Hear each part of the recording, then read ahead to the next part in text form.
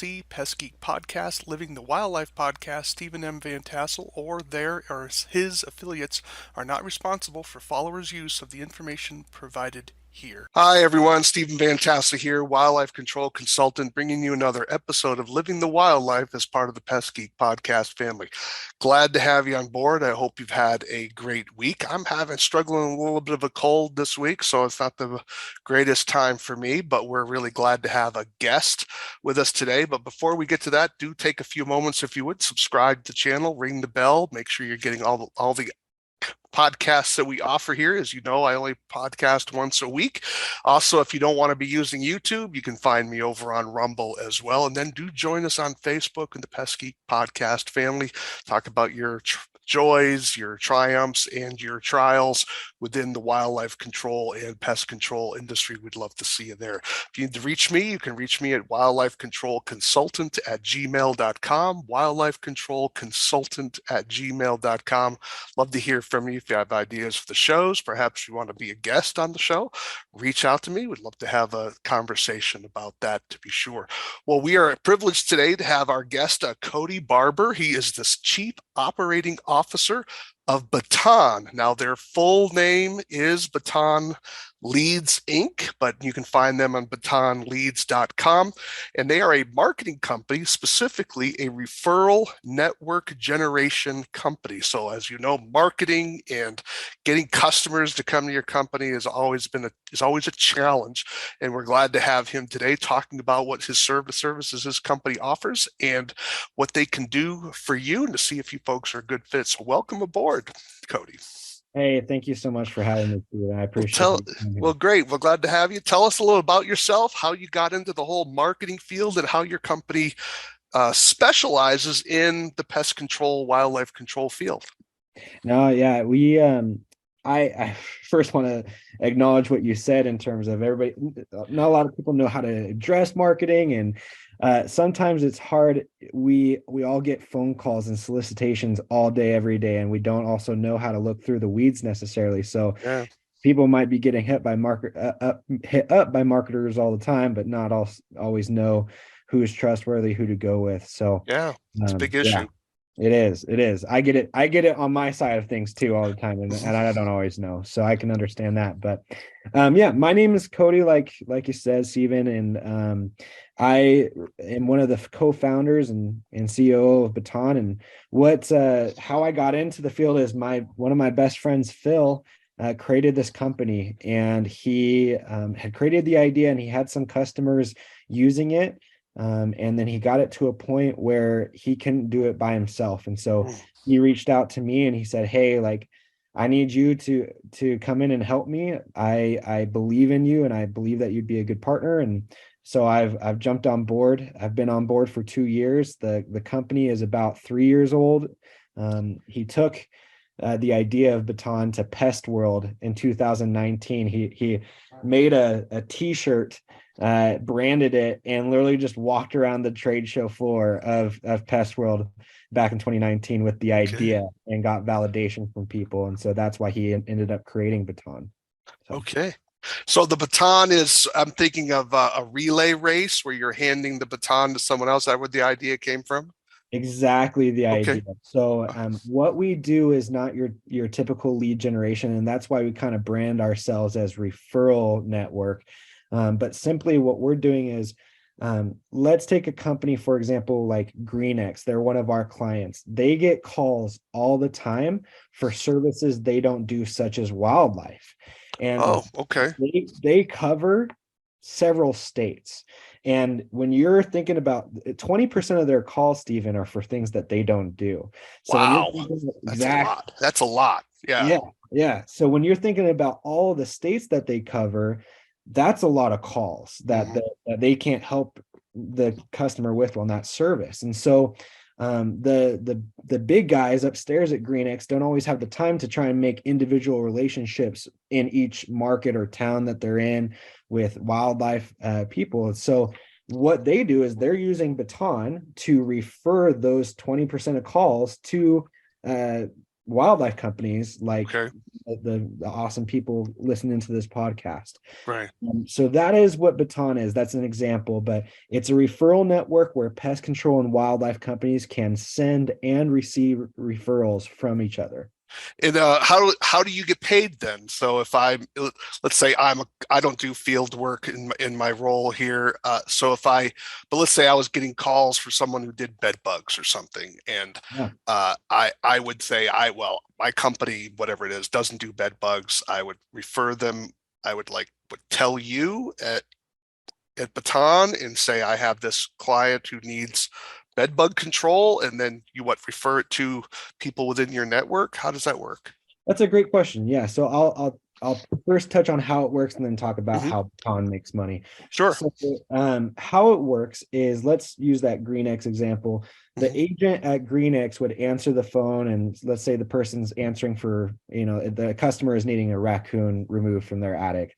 The agent would then say, sorry, we don't do that, but would you like a referral for somebody that can help you with that issue? Okay, fair And enough. then the customer would say yes, because we've got to get the customer's permission to make a referral happen, Right, right? right, And right. then the customer says yes, what the GreenX agent or whatever client is using us at that time to send Hmm. a referral, what we've done is we've built this kind of search engine. And so they navigate on their computer to the search engine, and they put in the customer's zip code and Okay, the customer's issue that they're having, such as raccoon.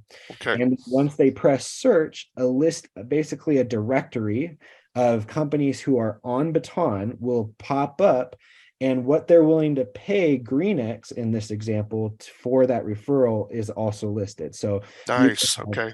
you could have QRS wildlife control, XYZ wildlife control, all Hmm. listed. And then let's say QRS is paying $20 per referral and XYZ is paying $25 per referral.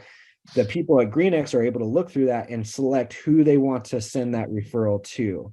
And when they send that referral, they're only choosing on one company. So in that instance, they might choose XYZ since they're paying $5 more.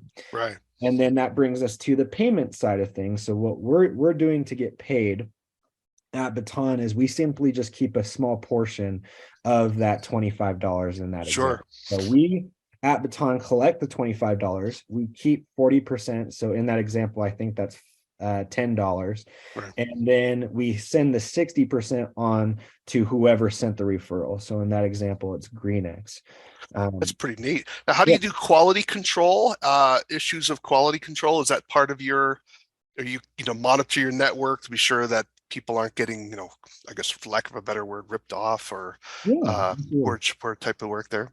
yeah. So in terms of keeping it not ripped off, right? We want to make sure that everybody's getting value. So we don't do any membership fees or activation Hmm. fees, but truly the only cost to Baton is what you're willing to pay for the referrals. And that's also something you get to set your own price of what you're Right. willing to pay. Now, when it comes to the quality control aspect of things, it's a double-sided thing, right? Because we're having to worry about the sender of the referral and the receiver, right? Right. Mm. And so we have let's talk about the quality control for the sender, right? Yeah. When a pest control company sends a referral to, let's say, a wildlife control company, they want to make sure when they're sending that referral that they're sending it to somebody that can be trusted with their name, because Hmm. indirectly as it is, their reputation is on the line when Right. they're referring to someone. So Right. what we're doing to kind of keep on track of that is, when we refer the customer, first of all, the customer gets a text whenever they're referred. Okay. So a few days after that referral is taken place, we send another text to the customer and say, hey, you were referred to XYZ Wildlife Control. How was it? And then what we're looking for is just patterns of good, patterns of bad, whatever. We don't care Right. about the one-offs, Right. because in reality, there's always a There's Karen out always there. there's always, yeah, Yeah, absolutely. There's always somebody. yeah. You having some personal experience there? Oh yeah, it's just I had a friend of mine. I was doing a ride along with him, and he everything he promised the client, he did, and that I think he even quoted up front before he even got there, if memory serves. Don't quote me on that. But then after he did the work, and his conclusion was is that they didn't have the problem that they thought they had, Mhm. right? And they were upset over the fact that he still charged them for his inspection fee, and he did a thorough inspection, and gave him his report, and they were upset about the price, and they were giving him a hard time. I was like, well, it's not like there was any there was no nothing. What did he do wrong, right? And they were like going to try to trash him online. That's part of it. Was he was quite frustrated about it, and I thought rightly so. Yeah, well, it's Yeah, reality is we're always going to come in contact with somebody that is having a really bad day, and we are the ones that they take it out on. And sure. that as a part of the service industry, that just happens at times, right? So Yeah. when we're doing these follow-ups, we understand that there's going to be Karens of the world, so to speak. So we're not looking for those. What we're looking for is patterns. If we can see patterns that XYZ wildlife control is not doing a good job, then we're going to probably remove them from our platform, or at least have a very thorough conversation of, hey, if you want to continue getting referrals from pest control companies, they've got to be able to trust you with their reputation. So that's quality control on that side. Does that make sense? That does, yeah. Cool. That makes sense. So how does do you cold call people to be part of the network, or do you ask people to contact you? How does that process, how do you expand the breadth and I guess in depth of your network? That's a great question. So we do a fair share of cold calling, but as you can imagine, that can run into some walls, because like we said at the beginning of this, right? Yeah. Everybody's getting hit up by all these other marketing companies or just solicitors in general. So I have about 5 to 10 seconds if somebody's listening to me to actually catch their attention and not come across as just another person trying to steal their money or something like that. Right. I'm here to actually provide them a legit solution and anyway product. So yeah, because you're actually calling to help people make money. So that's not too many calls happen that way. Usually it's something that's going to cost you something. You're actually calling this is an opportunity for you to make some money. So that's a little different than what some other calls are getting. Yeah, so pick up the phone, folks. Pick up the phone. I don't envy the situation, right? Like everybody's got to try and be a gatekeeper of their own wallet, right? And it's a little hard out there. But so cold calling is a part of it, but our most successful avenues are trade shows. So we are a silver sponsor of NACOA. We actually have a contract with NACOA where we actually handle their calls. So NACOA, I don't know if a lot of people know about this, but let me give a little shout out to NACOA here. But their website generates quite a few phone calls throughout the nation. And if you're a NACOA member and you are, and one of those calls falls in your area, you will be able to get that call for free as a part of your membership. So if you're not a member of NACOA, that in itself pays for your membership, because you could be getting a $2,000-$3,000 job right off of that one call. Yeah. So for those of you who don't know, NACOA is the National Wildlife Control Operators Association. It's pronounced NACOA, but it's actually NWCOA.com. It has a .com website because the .org was already taken by somebody else, and so that's why it's a .com. But they're a nonprofit organization. It's a trade organization for people in the wildlife control industry.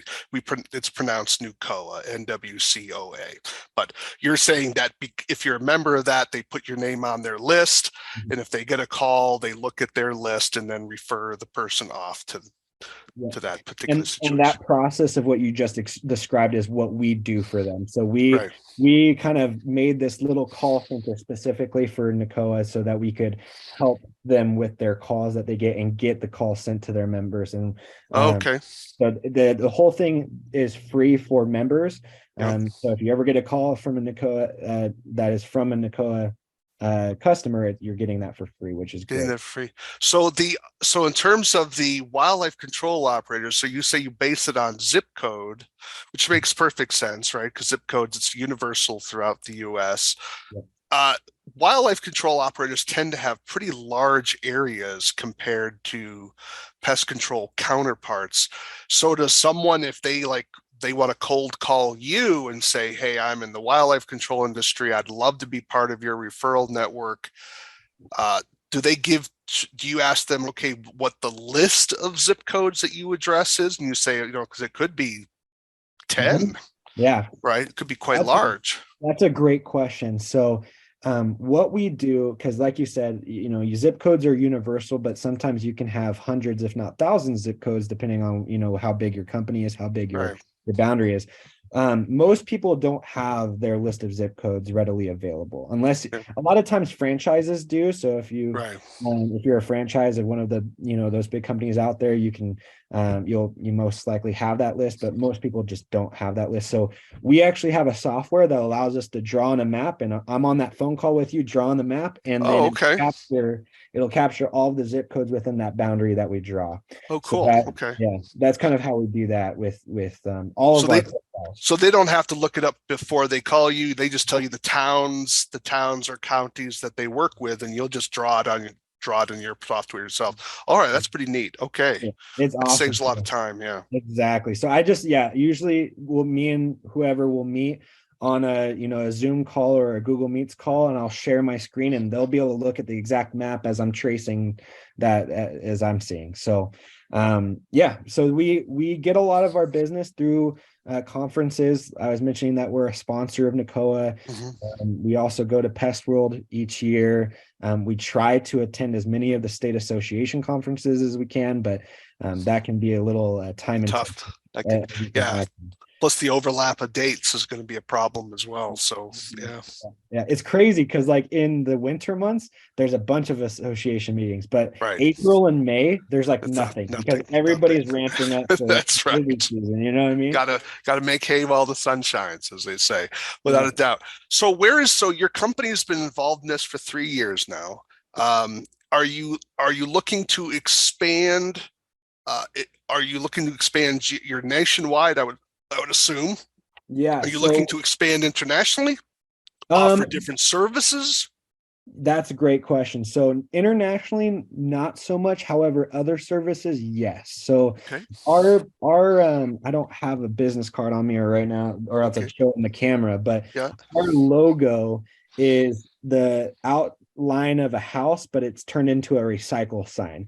So the reason why we did that, and anybody who wants to see the logo can go to our website, they'll see it right there, Okay. batonleads.com. But Sure. the reason why we did that is the vision is to eventually get into all the home services, so that if, for example, a plumber Yeah. goes to a house and while they're working on that plumbing issue, they see an electrical issue, they can say, hey, I don't do this work, but you have this problem, Mr. Customer. Here's a contact for you to give a call to get this problem resolved for Mm. it. That's the eventual vision, but right now we're trying to get it all nailed up and get a very strong presence in the pest and wildlife industries, because All right. that's where my business partner came from, was from the pest industry. He worked for a bigger nationwide company, and that's where he saw this opportunity to try and solve this problem. So Yeah, because I can see in the wildlife control space, although a lot of wildlife control operators are certainly getting more involved in what I would call minor home repairs, is typically to repair the squirrel hole or the raccoon damage or something like that, because a lot of contractors won't touch that. It's not worth their time. yeah, But when it comes to some of those bigger jobs, if a wildlife control operator can have a relationship with a contractor, that would be huge. absolutely. Because they're crawling around attics, they're doing all kinds of stuff. So, think about chimney sweeps, uh, contractors, roofers. There's a lot, and not to mention landscaping and lawn care type stuff. I mean, there's a lot of intersectionality within all of those types of businesses. There could be a lot of referrals. And if you have a company getting 20% of their calls for services that they don't provide, that could amount to a serious amount of change after a while. Absolutely. So I mean, you're getting the vision of Yeah, Baton. I mean, that's a We're fact. here, Yeah, yeah, that's because an interesting phenomenon. Yeah, a lot of people have already, and there people listening to this probably already have like little referral circles where they have a local pest control company they might refer calls to if you're just doing wildlife or whatever. Everybody has those in place, and what we want to do, we're not here to interrupt that. Like if you have that, great, keep it. But if there's ever a call that you're getting for that you can't refer to one of your buddies, send it through Baton and you get paid for it a little bit, Right, right. and vice versa, you're going to be able to receive referrals from bigger companies that you may not have been able to reach the executive that you needed to talk to in order to get those referrals coming your way. Okay. So what is can you describe a little bit of the process? Let's say we have a wildlife control operator who says, I'm really interested in this program. What are the steps this individual needs to take to get the process started to give referrals? What do they need to do? Yeah, so we understand at Baton that we're not a backbone of a business, right? So we try to keep it as simple as possible. We're not a CRM, we're not anything like that. Yeah. We're just a referral network, so we're expendable. So we want to keep it as simple and as just simple as possible. So to get set up, we usually just run through a demo so you can visually see how it works for you, both sending referrals and receiving referrals from others. And then once you see that, and if you're interested in actually getting signed up, we'll just go through an onboarding form where we get all your information. We get your zip codes, we get the services that you want referrals for, because if you're a wildlife control company, but you don't want to get calls for larger game like bobcats or what, we don't want to send you those, right? Right. So we're going to go through a very thorough list of services that we could send you referrals for and make sure we take out any things that you don't want. And then we'll complete the profile and go from there. That whole entire process of, the demo plus onboarding is about 45 minutes to an hour. Okay, that's not too bad. We try to keep it simple, and then that way, literally, you hit the ground running. You don't usually have to do any phone call after that unless you have any questions. You can obviously reach out to us, and then we'll answer your questions as it pertains to your profile or whatever. But we try to keep it simple. So once someone's signed up, they go through the process and sign up.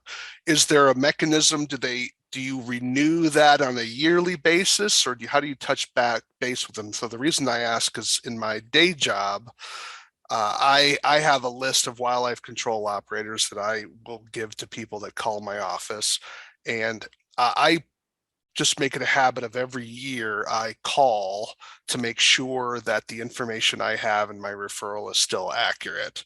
Mm-hmm. And if there's been changes, and surprisingly, not everyone obviously, but there's a few people where some of the changes can be significant. Yeah. So is that something your company does as well, or do you just wait for that hiccup to arise before it's addressed, or do you have a proactive way?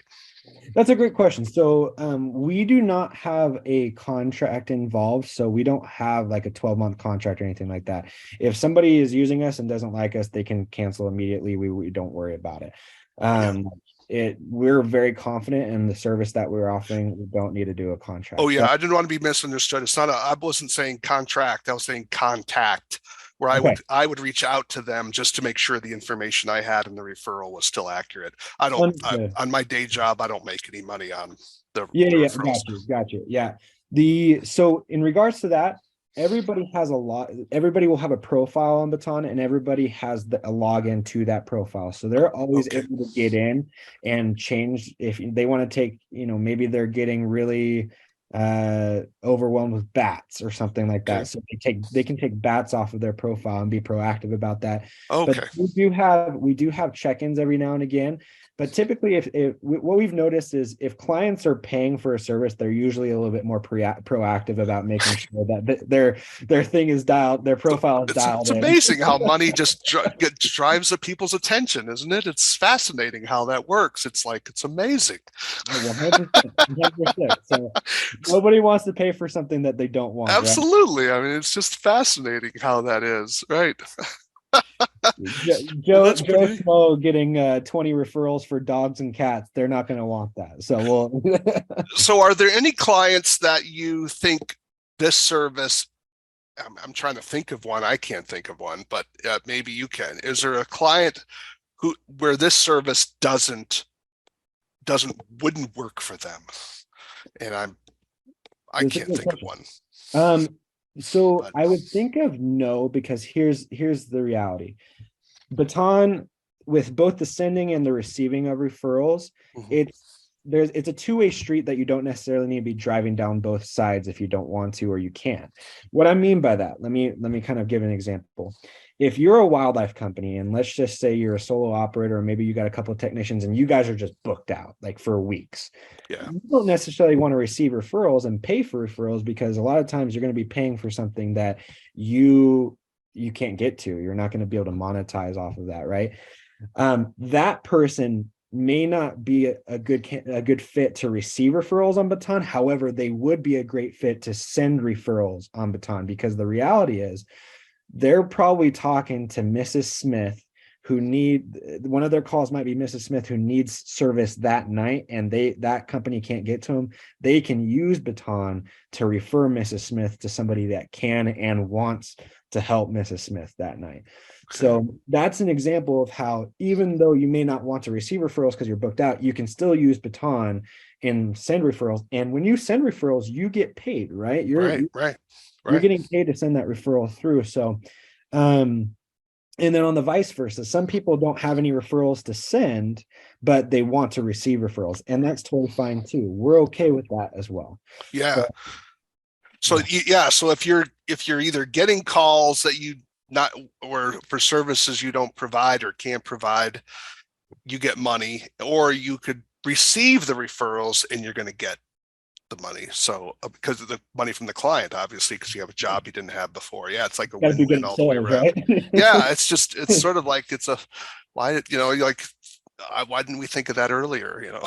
Yeah, It's like you do have to be good at closing, right? In terms of, yeah, there have been calls from clients that we've like, heard where it's just like somebody's calling in for a raccoon and they basically instruct the client of how to get rid of the raccoon without going into. I was like, what are you doing? Like, you're a wildlife guy. Go get the raccoon so, out for us. so sometimes you get you learn from people where you're like, that's just a client I don't want to have right now. And And so you just yeah, like sometimes you have a little spidey sense or something, and just something isn't quite right. And you're like, I think I'll just push that off. Sometimes people just charge a lot more to try to hopefully the client will go away. It's kind of weird. I think it's less of a problem now, but I think in the earlier years when people were sort of shocked, dating myself a little bit, but in the early years of the industry, people were shocked that you'd have to pay yeah, because some states you had various wildlife the the wildlife enforcement officers, they'd go out and catch poachers and things. They were the ones who would do the work. And so people treated it like it was free. It wasn't free. It was just paid for by hunter taxes and that sort of thing, or what we call licenses. But now when the states shed a lot of that back in the early 80s, they basically created this privatized industry. And so it took a while for people to get to recognize, oh, I have to pay for this. I think it's less of an issue now in most of the country, but Mhm. you would get some people you're like, I don't know if you're just not sure if you want that client. It's just some client from hell, or maybe give it to your competition or something. I can understand that. Yeah. There's people at times that I try to stay away from with what I do, but you're totally right. And Yeah. even today, there are still people that expect a free Oh, service. absolutely. Yeah. It's still out there. I'm sure your listeners are like, yeah, Yeah, I deal with that it's every still day. out there, but I think with every passing year, it's diminished. Because I remember once talking to a critter control franchise owner, and he says we actually like it when there's competition in the town. And I'm like, really? And it took a while for me to figure out why.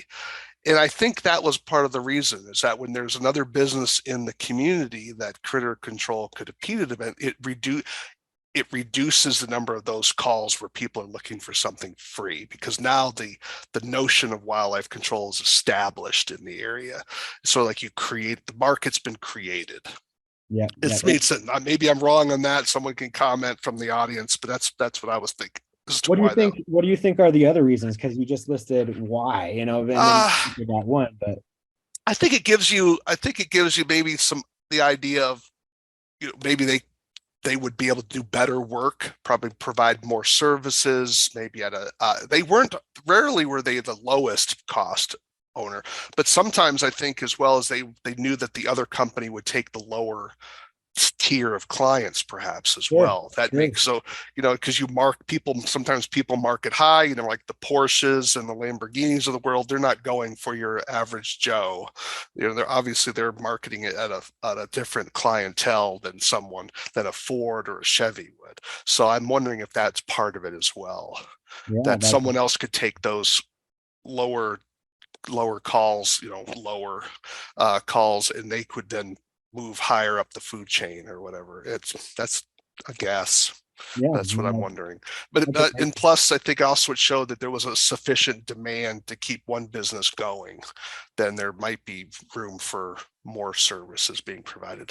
Yeah, and on that note, one thing I've really learned over the last 2 years with both pest control and wildlife, and I'm not talking about the really rural areas, I'm talking more Right. of metro, Yeah, but in those areas, there is plenty of food for everybody to there eat. is. There Like, and is. there's some markets that are severely underserved on the wildlife side. Like there are some markets I have a hard time finding a wildlife operator because every wildlife operator that I get in touch with that I want to send referrals to, they're like, we are so overwhelmed with work. We are Yeah. constantly booked out. Like I can't take more right now. Do you think so? That's interesting. Why? Because we do have a big labor problem in our industry, and I know that's not the focus of your company. But do you, as a marketing person, I tell people in the business, and they say, "Oh, we're so busy," and I know, kind of half jokingly, I tell them, maybe you need to raise your prices. Yeah. And I as a consumer, that's always tough, but I'm like, I just wonder at times whether some people, they just need to, go up $10 Mhm. and to see At times, what it's a lot happens. more than $10 that they should be going up, Well, right? perhaps, but I'm just throwing out a number, just to Yeah. sort of, because I talked to some people when they saw the gas prices going up, they were starting to do some incremental increases, not to do the shock and awe to their clients, but they, maybe something where they would, I'm just throwing a number out here, not to say that that's what someone's charging. Let's say someone was charging $150 for the initial inspection, and maybe they were going up to 155. Sure. It's and you just kind of wonder at times, what are your thoughts about that need to, do you have any insight on when someone should start raising prices? Because when I hear someone is that booked, how do you Yeah. handle an emergency? You know? So my thought, I'm going to be honest with you. I'm not the biggest believer in the shock and awe, like you Yeah. mentioned. And here's the Right. reason why. If you're a people, you need to first of all become a people person. If you're a business owner or if you're client facing, you don't have the option to not be a people person. You have to be a people person if you're wanting to grow your business and to be a profitable business. Right. So read books and whatever you need to do to be able to be more personable. But um, when you're with the client, if you educate the client on why that is necessary or why your service is necessary, when you drop the price, it'll become a lot more of an educated decision for them to do it. For example, if I'm a consumer, because in this instance, I'm not doing the wildlife work, I'm not doing pest control work. So Right. I'm a consumer in this instance. Right. Yeah. If I called into a pest control company, I said, hey, I need to get, my neighbors are all getting pest control services. They don't deal with spiders, and I'm dealing with all these spiders over here. I need to get stuff done.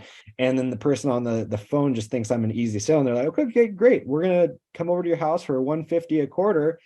I'm like, whoa, that's $600 a year. I'm good. I'm gonna go get Raid or whatever from the grocery store, and I'll take a pass.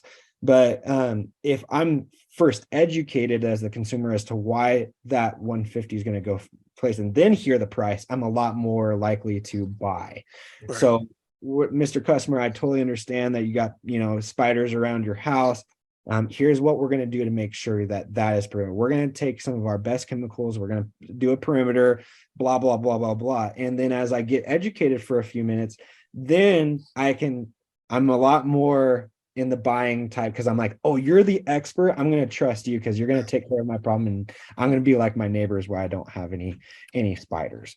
Well, Um, without a doubt, yeah, there's a definite need, and to I do think that's the more educated the clients are, it helps the industry as well because it also helps weed out the quacks that are always in every industry where people are just fly-by-nighters that aren't serious about what they're doing, and then people get hurt or ripped off, or they get work that's below standard practices and that sort of thing. And yeah, yeah, an educated clientele could go a long way in yeah. helping our industry.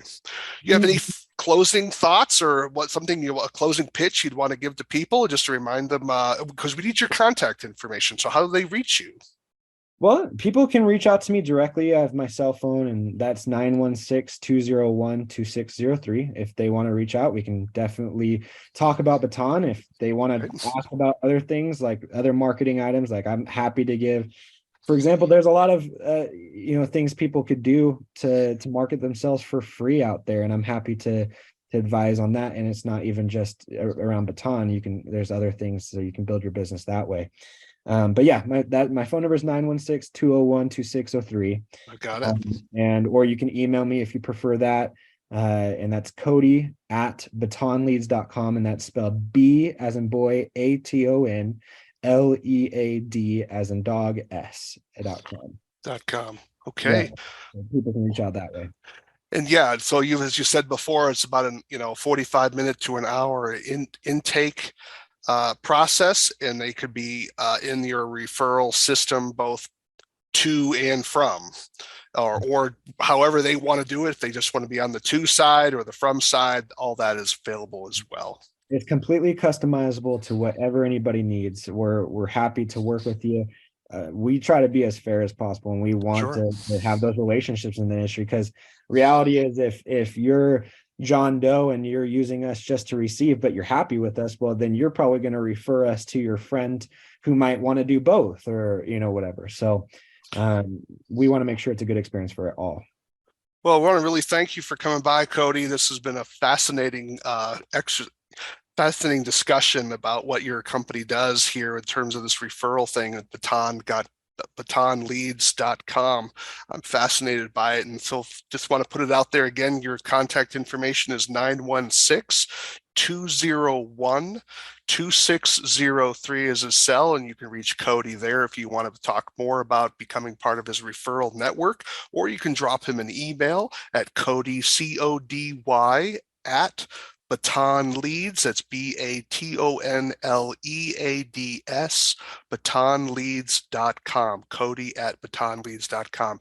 Okay. If nothing else, if you get one job a year out of it, you've made some money either on the receiving end or the giving end. So it sounds like a pretty low hanging fruit here, folks, to have some free lead generation so you can make money on referring leads off to other people. And as their business grows, you may have more opportunities for referrals down the road. We're really glad to have you here today. So any closing thoughts before I wrap up the show? No, I'm grateful for you, Stephen. I hope everybody out there is great, and they've all defined their own personal vision of what success looks like to them. Because in today's world, there's definitely a worldwide media that wants to paint a picture of success, and that's not what it should be. So everybody Okay. should only paint their own picture of what success looks like, and that's what they should go for. Okay, well, good enough. I think those are some wise words for you to make sure you're building the life that you want to lead for yourself and for your clients. Well, I'm Stephen Vantassel. You've been listening to Living the Wildlife. Just a few moments to take a moment, of course, to subscribe to our channel. Make sure you ring the bell. You need to reach me. You can reach me at wildlifecontrolconsultant@gmail.com. That's wildlifecontrolconsultant@gmail.com. Love to hear from you. Of course, you can visit my website, which is wildlifecontrolconsultant.com. Really glad to have you on board. And you can visit us, of course, on YouTube or on Rumble, either way. And then do join us on Facebook with our Pest Geek podcast family. We'd love to have you join us there as well. And remember, this is Living the Wildlife. Why do we call it Living the Wildlife? Because we want you to live the wildlife, not be the wildlife. Take care, everybody.